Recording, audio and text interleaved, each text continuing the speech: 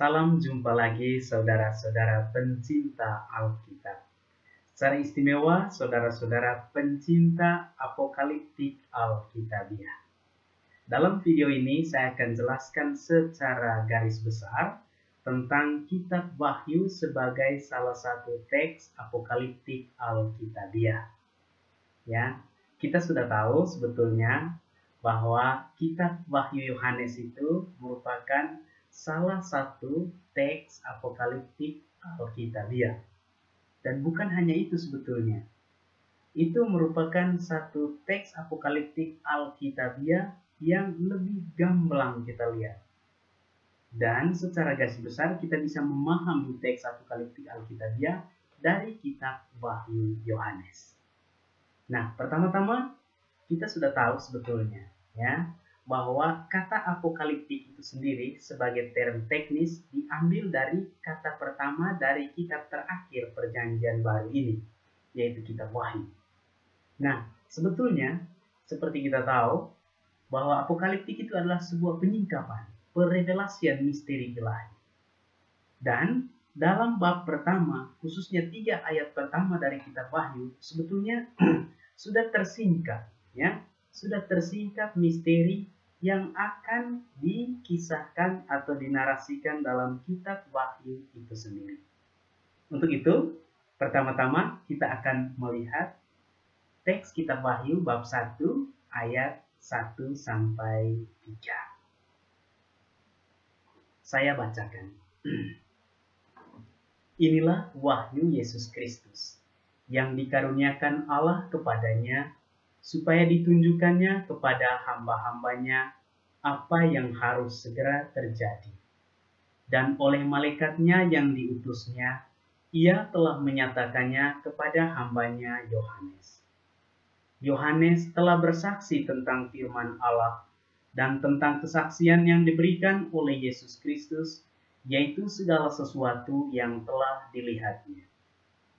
Berbahagialah ia yang membacakan dan mereka yang mendengarkan kata-kata nubuat ini, dan yang menuruti apa yang ada tertulis di dalamnya, sebab waktunya sudah dekat.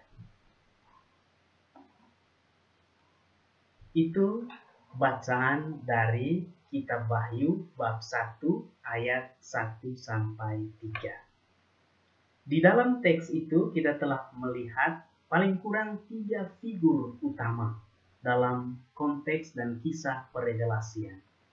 Yang pertama itu Allah sendiri.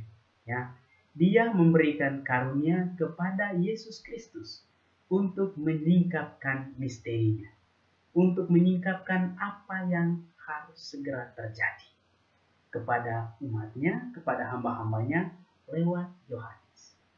Jadi Allah menjadi sumber pewahyuan ilahi, seperti dalam teks tadi. Yang kedua, Yesus Kristus itu sendiri adalah pribadi yang dipercayakan oleh Allah untuk menyingkapkan misterinya kepada umatnya. Jadi Yesus Kristus menjadi figur yang menyingkapkan misteri itu, dan Dia itu adalah penyingkapan itu sendiri, pewahyuan itu sendiri dari diri Allah yang tidak kelihatan. Kemudian pribadi yang ketiga adalah Yohanes. Yohanes adalah wakil dari para hamba yang dipakai Allah untuk melihat pewahyuan, untuk memberikan kesaksian kepada hamba-hambanya, kepada umatnya, kepada jemaatnya tentang misteri ilahi yang dikehendaki untuk mereka. Jadi itu 3 figur yang bisa kita lihat dari teks kitab Wahyu bab 1 ayat 1 sampai 3. Nah, teman-teman semua, sebetulnya ada 4 unsur yang kita bisa lihat dari teks tadi, dan sekaligus 4 unsur itu bisa menjadi pengantar umum untuk mengenal kitab Wahyu. Dan keempat unsur itu adalah yang pertama tentang kisah atau narasi penglihatan Yohanes. Hampir seluruh kitab Wahyu itu adalah sebuah narasi penglihatan, kisah penglihatan.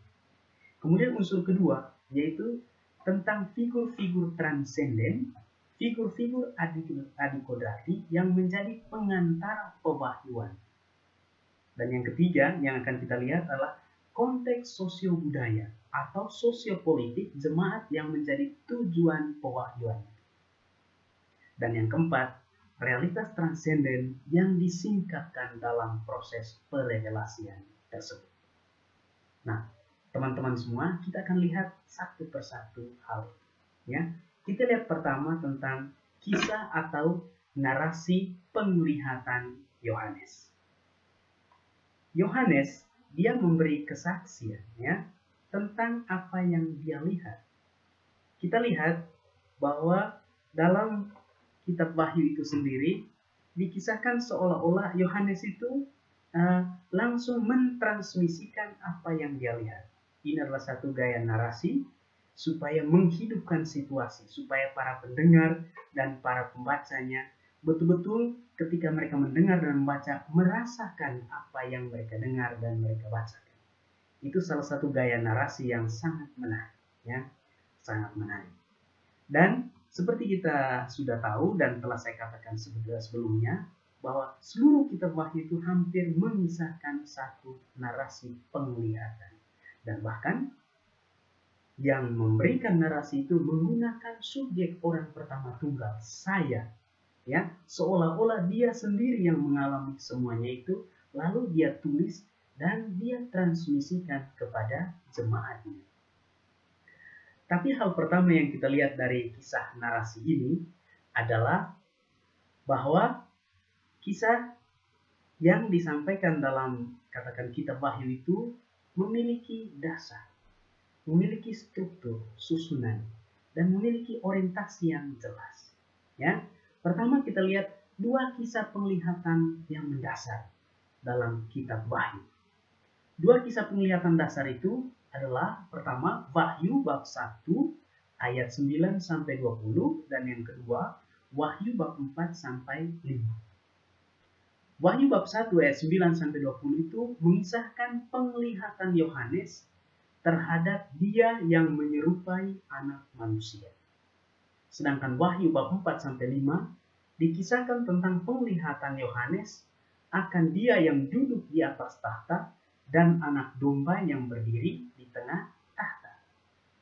Yohanes diangkat, disuruh naik ke ruang surgawi untuk melihat apa yang ada di dalam ruang surga. Dan itu yang dikisahkan. Dua kisah ini, kisah penglihatan ini sangat mendasar dan bisa menjadi katakan titik tolak dari semua penglihatan yang dikisahkan dalam Injil Yohanes. Dan hal yang kedua yang sangat menarik dalam susunan kisah-kisah ini adalah bahwa ada kisah tentang situasi jemaat yang konkret di bab 2 sampai bab 3, yaitu konteks historis 7 jemaat di 7 kota di Asia Kecil. Ya, di 7 kota di Asia Kecil. Itu dikisahkan dalam bab 2 sampai bab 3. Di sana dikisahkan tentang situasi jemaat itu. Situasi konkret, ketegangan yang mereka alami. Kemudian bab 2 bab terakhir, ya, 2 bab terakhir yaitu bab 21 sampai bab 22 dikisahkan tentang konteks ekskatologis dari kota Yerusalem surgawi.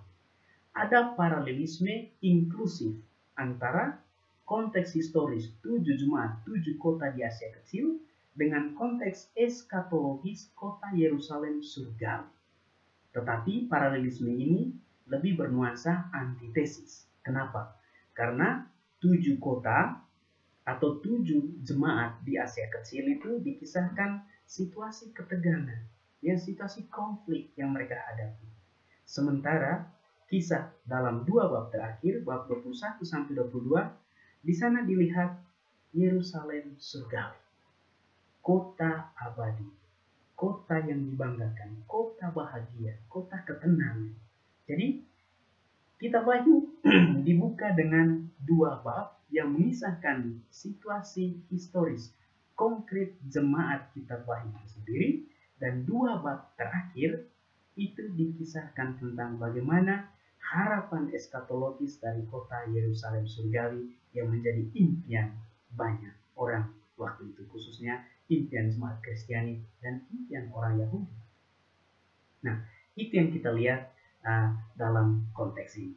Nah, Yohanes mengisahkan apa yang dilihatnya. Penggunaan subjek pertama, tunggal, saya ya, dalam kisah-kisah penglihatan itu sebetulnya mau menampilkan kisah itu secara hidup, supaya orang bisa membacanya dan merasakan apa yang sedang mereka bacakan.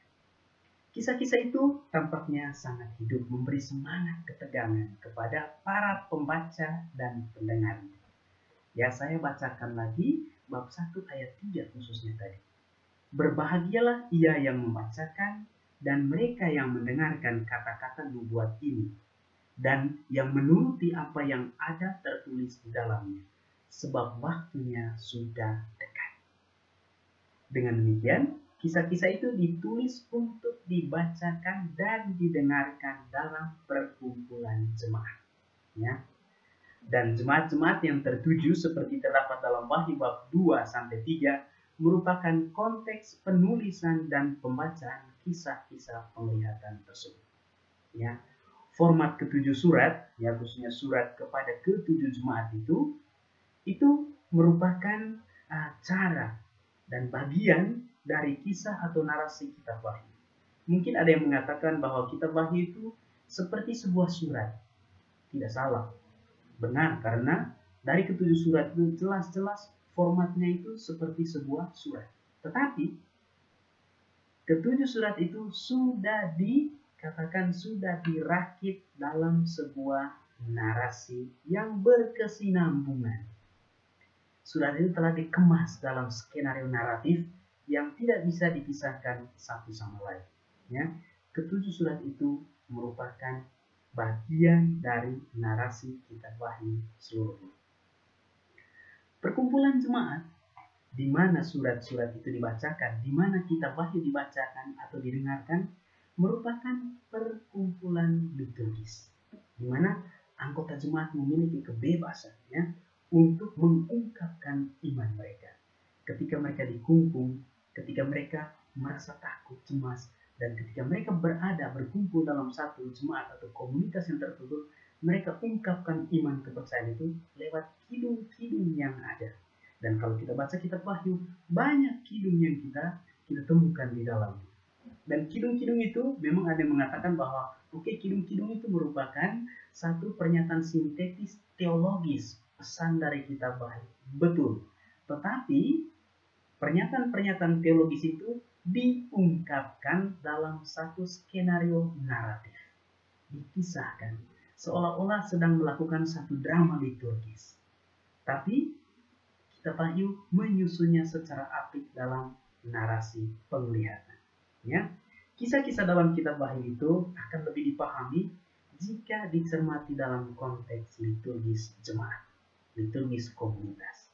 Seperti saya katakan bahwa kidung-kidung yang kita bacakan dalam kitab Wahyu itu mendendangkan iman dan keyakinan kelompok jemaat tersebut.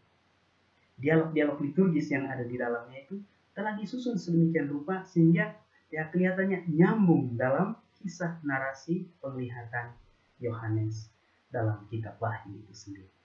Jadi itu teman-teman yang pertama yang kita sudah lihat tentang narasi atau kisah penglihatan dalam kitab Wahyu secara garis besar. Nanti baru kita lihat apa yang dimaksud dengan penglihatan. Ya, dalam video lain nanti mungkin kita akan tampilkan apa yang dimaksud dengan penglihatan. Apa bedanya dengan mimpi? Ya. Kemudian hal kedua yang kita mau lihat dalam video ini adalah soal pengantara pewahyuan. Ya, pengantara pewahyuan, unsur kedua tadi.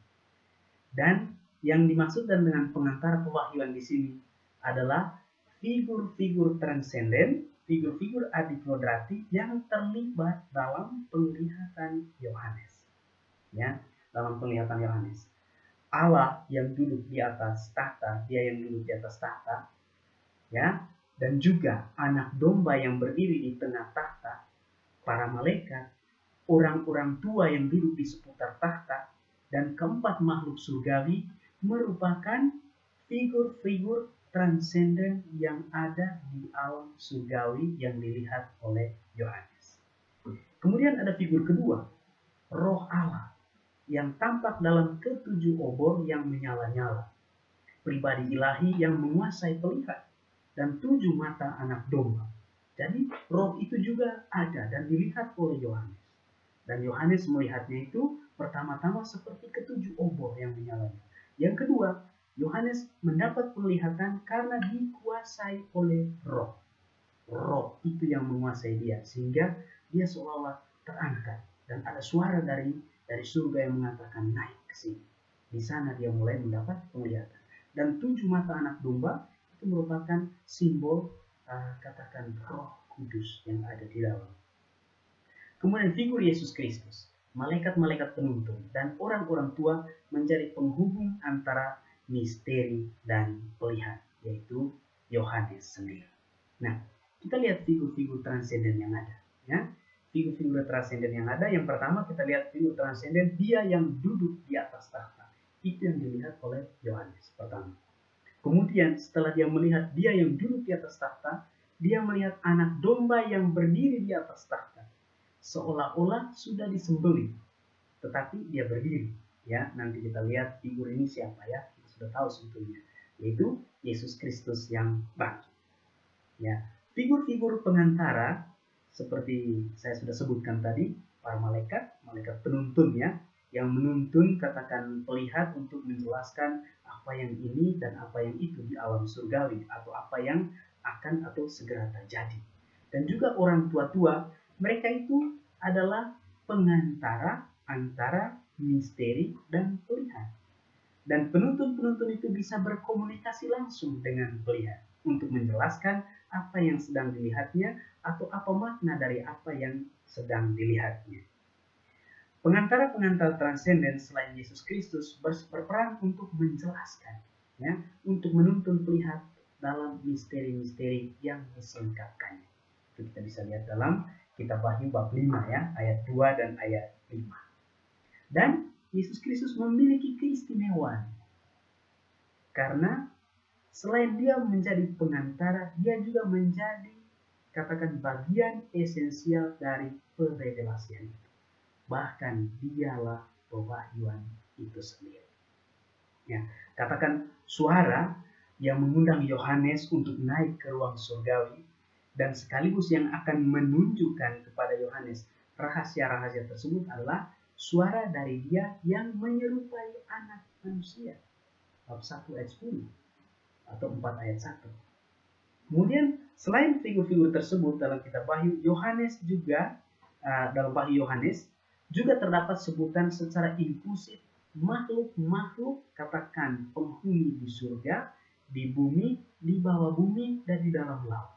Artinya semua makhluk ciptaan yang ada memiliki wakilnya dalam liturgi surgawi, yaitu di ruang surga. Dia melihat semuanya. Ya.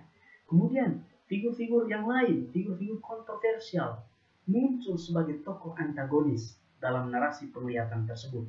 Katakan naga besar si ular tua, binatang buas yang muncul dari dalam laut, dan binatang buas yang muncul dari dalam bumi. 3 figur antagonis yang bisa kita bacakan dalam kitab Wahyu, yaitu yang pertama naga besar si ular tua, yang kedua binatang buas yang muncul dari dalam laut, dan binatang buas yang muncul dari dalam bumi. Kita bisa lihat dalam kitab Wahyu bab 12 sampai 13. Ketiga binatang buas tersebut diparalelkan secara antitesis dengan ketiga tokoh utama dalam penglihatan Yohanes di ruang tahta surgawi, yakni dia yang duduk di atas tahta, anak domba yang berdiri di tengah tahta, dan Yohanes sebagai nabi yang memberi kesaksian tentang semuanya itu.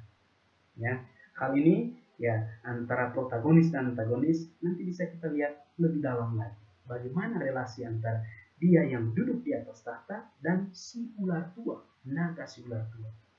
Dia yang berdiri atau anak domba yang berdiri di tengah-tengah tahta dengan binatang buas yang muncul dari dalam laut. Kemudian Yohanes sebagai nabi yang memberi kesaksian tentang apa yang dia lihat dengan figur binatang buas yang muncul dari katakan dari darat, dari bumi. Nanti kita lihat ya, ada korelasi antitesis antara figur-figur tersebut.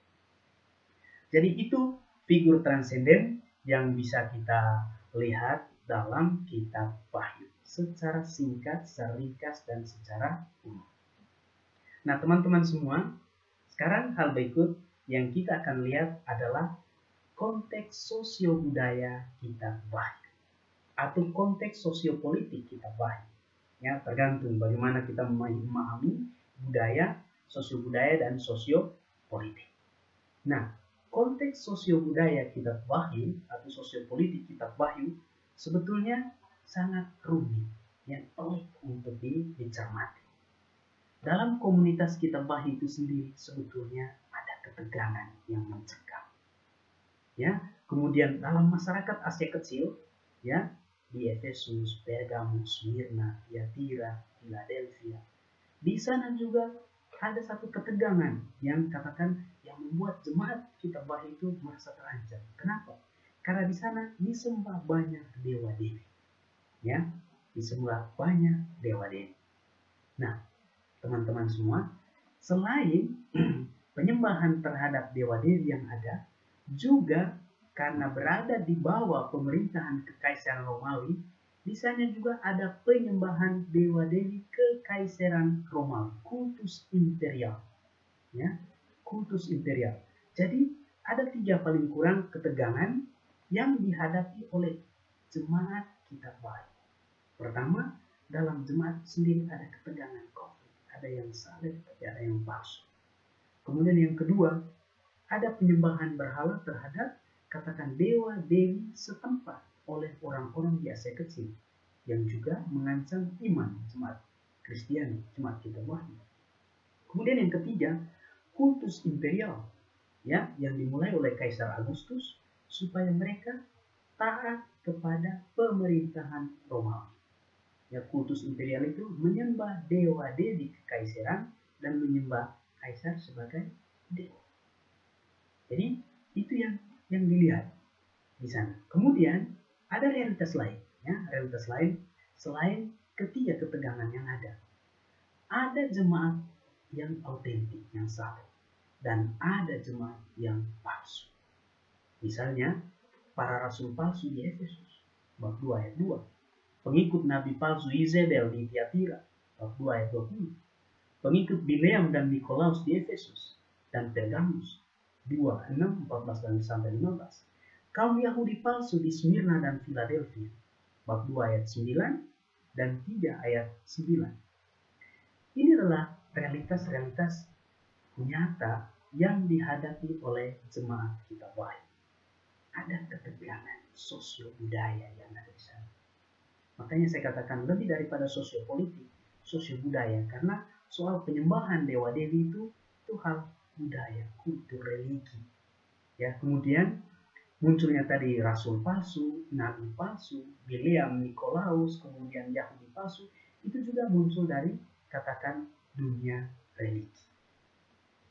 Konteks vital dari kitab Wahyu itu terutama ditemukan dalam 7 surat kepada 7 jemaat atau 7 kota di Asia Kecil, ya, Wahyu bab 2 sampai bab 3. Isi surat-surat tersebut mencerminkan situasi konkret yang dihidupi oleh komunitas kitab Wahyu.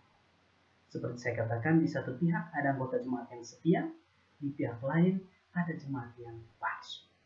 Dan kita sudah lihat tadi. Penyembahan-penyembahan dan gerakan-gerakan religi dalam masyarakat Asia Kecil juga itu menjadi latar belakang konteks vital, konteks kehidupan nyata dari jemaat kitab Wahyu. Ada bukti-bukti pluralitas kultus religius yang dipraktekkan di kota-kota di Asia Kecil pada masa itu. Cukup populer dalam kehidupan masyarakat di sana penyembahan terhadap Dewi Artemis, ya, Sibeles, Dionysius, Asklepio, Apollo, Zeus, dan dewa-dewa lainnya. Dalam kota-kota tersebut ada banyak perkumpulan sejenis koperasi atau asosiasi yang mempercayakan diri pada satu dewa pelindung. Dan siapa saja yang berkumpul dalam asosiasi koperasi itu wajib memberikan kurban dan persembahan kepada dewa pelindung tersebut. Dan kalau jemaat kita Wahyu waktu itu mereka membutuhkan kerja, mereka mau tidak mau harus bergabung dalam asosiasi yang ada, koperasi yang ada. Dan mau tidak mau, kalau mereka merayakan, katakan persembahan kepada dewa pelindung atau dewi pelindung asosiasi itu, mau tidak mau mereka harus terlibat di dalamnya. Dan itu satu tantangan besar bagi jemaat kita Wahyu.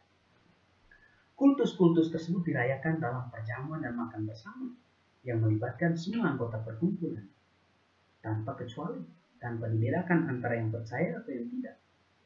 Selain itu, pada semua tempat dan struktur institusional di mana mereka berada, ya, di mana mereka menjalankan rutinitas harian, entah dunia pendidikan, entah pemerintahan, pasar, tempat olahraga, pentas seni dan lain-lain, di sana sudah disertakan dengan altar-altar dan patung-patung dewa-dewi.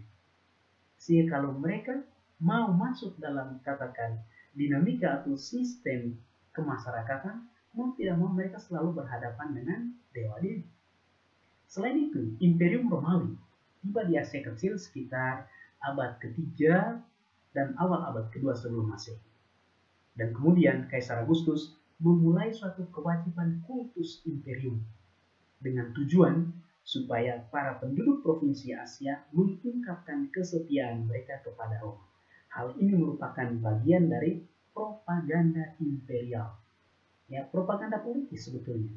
Tetapi mereka tahu bahwa orang-orang di Asia Kecil itu bisa menyembah banyak dewa, dan mereka orang Romawi sudah masukkan dewa-dewi mereka juga supaya disembah, bahkan kaisar disembah sebagai dewa. Ya, pada masa penulisan kitab Wahyu terdapat sekitar 35 kota di Asia Kecil yang memiliki candi-candi yang didedikasikan kepada dewa-dewi Imperium Romawi. Para kaisar dianggap sebagai dewa atau putra-putra dewa yang memiliki status ilahi seperti dewa-dewi. Itu situasi yang dihadapi oleh jemaat kitab Wahyu di Asia Kecil. Ya, mereka terkungkung, ya, mereka ditantang untuk menyembah yang mana. Mau tidak mau mereka harus hadapi setiap hari. Nah, teman-teman semua, sekarang kita masuk ke bagian ketiga, bagian terakhir, ya, bagian keempat. Realitas yang tersingkap, ya, realitas transenden yang tersingkap. Apa realitas yang tersingkap di dalam penglihatan atau kisah-kisah penglihatan kitab Wahyu? Kita akan lihat sepintas tentang katakan realitas transenden yang disingkapkan dalam penglihatan yang dikisahkan dalam kitab Wahyu itu sendiri. Nah, kita akan lihat penyembahan yang benar. Penyembahan yang benar di ruang tahta surga. Itu yang dilihat oleh Yohanes. Hal ini kita bisa bandingkan dengan penyembahan terhadap dewa-dewi, baik dewa-dewi setempat di Asia Kecil maupun dewa-dewi kekaisaran Romawi.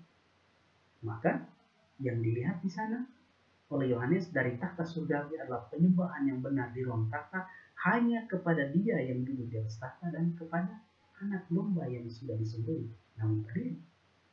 Hal kedua itu legitimasi kebangkitan anak domba serta kemenangannya atas maut dan semua musuh dunia. Dan yang ketiga, kekalahan naga dan timnya. Ya, artinya naga dan timnya itu walaupun seberingas apapun mereka tidak akan pernah menang, karena mereka akan kalah. Dikatakan aku adalah Alfa dan Omega, jaminan selalu menang. Tantangannya di tengah jalan itu menantang iman dan kepercayaan. Kalau orang yang setia pasti dia akan mencapai kemenangan.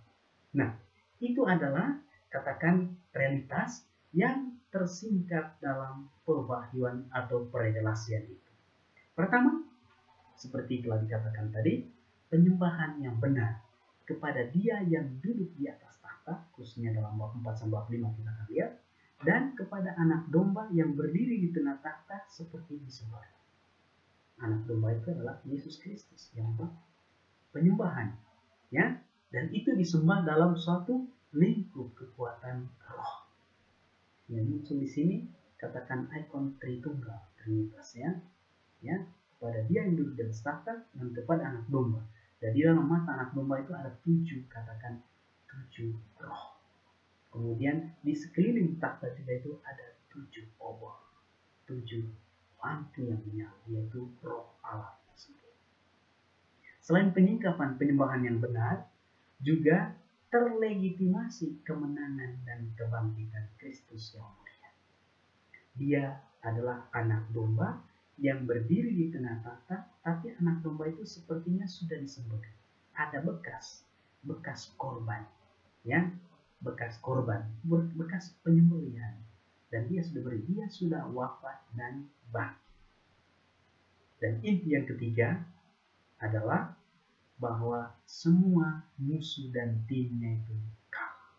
Yang menang adalah anak domba dan pengikut anak domba.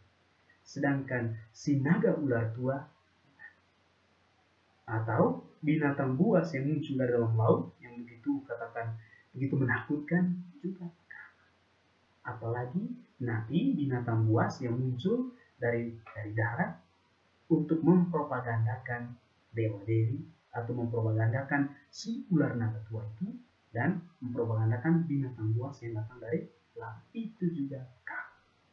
Dan ini adalah jaminan terakhir kitab Wahyu. Sebetulnya kitab Wahyu itu memberikan jaminan kepada kita bahwa kita akan menang. Yang penting setia dalam iman. Tantangan apapun yang muncul, tantangan apapun yang datang, kalau kita setia, Tuhan sudah memberi jaminan bahwa Dia akan bangkit dan akan menang. Dan para pengikutnya juga akan menang dengan jaya. Oke teman-teman semua, saya pikir itu yang saya bisa bagikan secara sepintas tentang kitab Wahyu. Ya, baik narasi penglihatan, figur-figur transenden, kemudian situasi sosio-budaya jemaat kitab Wahyu, dan yang terakhir realitas transenden yang tersingkap dalam kitab Wahyu itu sendiri. Semoga berguna bagi kita untuk memahami dan bisa menjadi kunci untuk membaca kitab Wahyu itu sendiri. Terima kasih banyak.